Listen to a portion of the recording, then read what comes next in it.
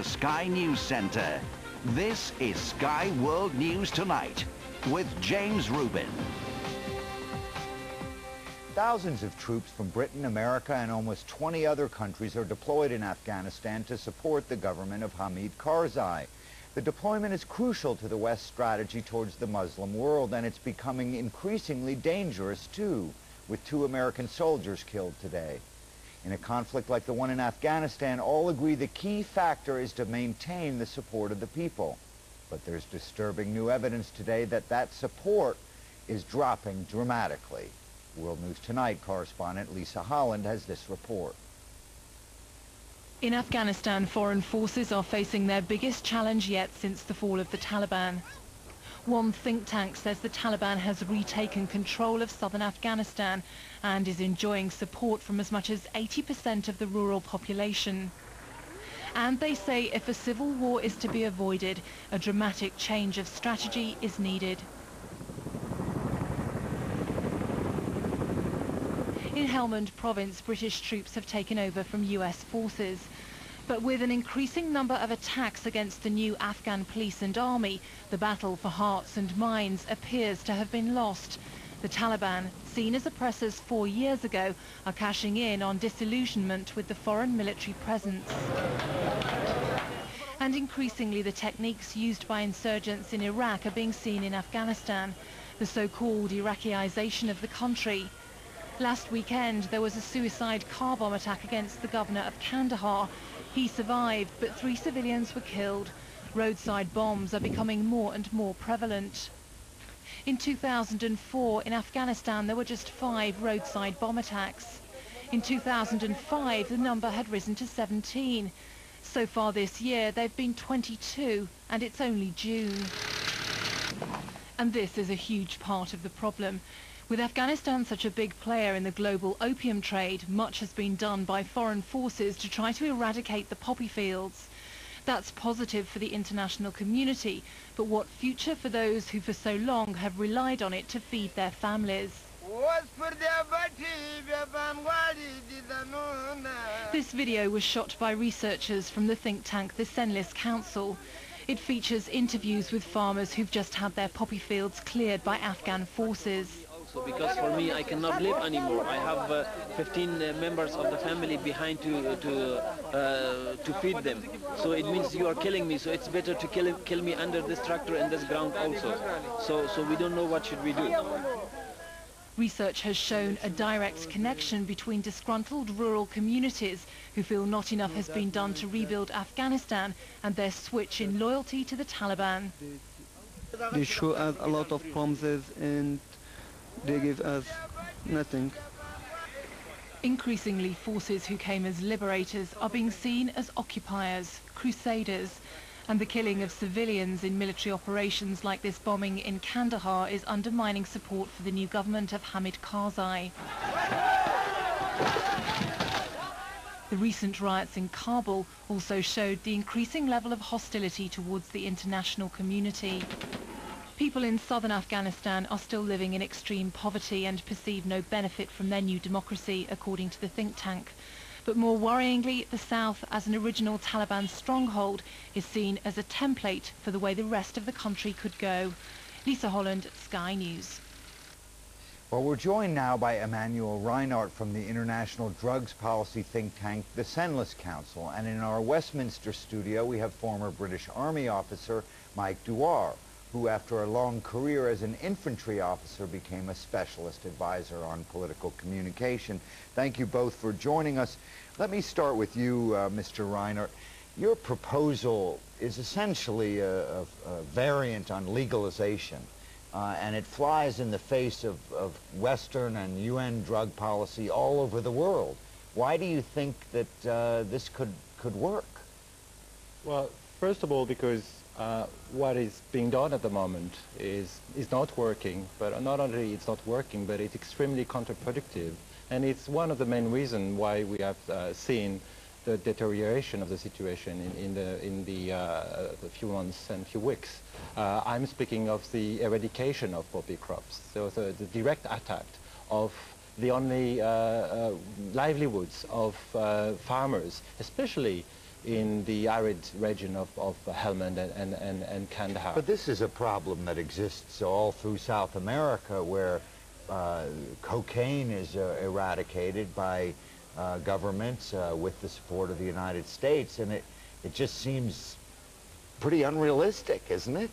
Absolutely. I think, first of all, when we see the billions of dollars we have been spent in Latin America over now more than 30 years with absolutely no effect whatsoever of the availability of cocaine in the street of London or New York, one may wonder about, why we should use the same tactics in a country like Afghanistan, where the situation is so volatile and where we absolutely need to make friends with the local population. Mike Duar, it seems to me that the issue of reconstruction of Afghanistan, the promised assistance, is as much of a problem in winning hearts and minds that hasn't arrived as the issue of opium eradication. Doesn't the people have a legitimate gripe that they were promised a lot of support and they're not getting it? Well, I mean, first of all, you don't need to be a drug expert, and I'm certainly not one, to work out, and we've known for a long time, that trying to eradicate poppies in Afghanistan will be deeply unpopular with those that grow them as a cash crop. But also you don't need to be a drug expert, I reckon, to work out this is going to take a long time. I think you're right. There has been very little success, and this report is right in saying there's been very little success in eradicating those who grow drugs in both Colombia, which you mentioned, and indeed in Afghanistan, which we're talking about this evening. But it will take political will. It will take political will, firstly, from the government of Afghanistan, Mr. Karzai's government, to set a firm policy in place and a determination to provide some sort of either compensation or alternative cash crop. Now, that's not going to happen overnight. It will take investment, it will take aid, and you're right again, that's been slow in coming. But none of this is reason enough to say it's a wrong policy.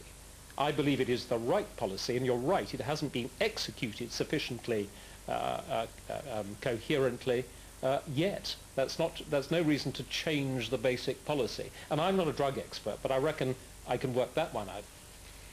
Mr. Reinert, you've had some positive reaction from Afghanistan's government and its parliamentarians. Do you think that they're just afraid of alienating the British and the Americans by saying that they'd support it? Well, I think, yes, this is some of the reason, and maybe because they don't see the full possibilities of having Afghanistan build a morphine and codeine industry, because that's what we're talking about. Just to be clear, is that opium is the raw material for heroin, but it's also the raw material for morphine and codeine. And that's painkillers which are in great needs in many, many developing countries in the world. So we have a case to kind of, tackle two problems at a time, which is the opium crisis in Afghanistan. And as we can see, it's a major security issue for Afghanistan and for the world. And the world pain crisis, that's the way it's described by WHO, which is a lack of painkillers in many, many developing countries in the world, where millions of people are necessarily suffering. So there is a case to link the two, and as the gentleman was saying, it's a case of political will to link the two, and we have done research on this for the past years, and there is a clear case that it's feasible. Mike Duar, you acknowledge, I assume, that the West, Britain and America, is losing steam in Afghanistan. There's growing hostility towards American forces, towards British forces. The Taliban, for whatever reason, seems to be having a bit of a popular resurgence. What is the highest priority, in your view, to get this policy back on track? Well, it's a hearts and minds policy.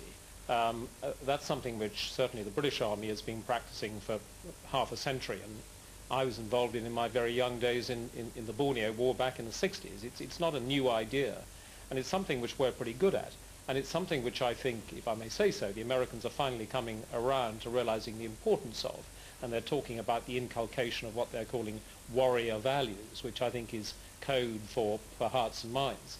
I think the Americans have found that difficult in Iraq, and they found it equally difficult in Afghanistan. So what must happen, what I think must be absolute priority, is soldiers not only, when necessary, fighting the war, but also getting out there, talking to the population, doing the government's business for it. In other words, undertaking a political role, if you like, a hearts and minds role, a propaganda role. All those things are necessary. It's not going to be easy. It's not going to happen overnight. It may take years. It's only starting to work, and we're not even sure about that, in Iraq after many years. Mike Dewar, thank you very much. Emmanuel Reinert, thank you for a creative and we'll see how realistic proposal. Thank you.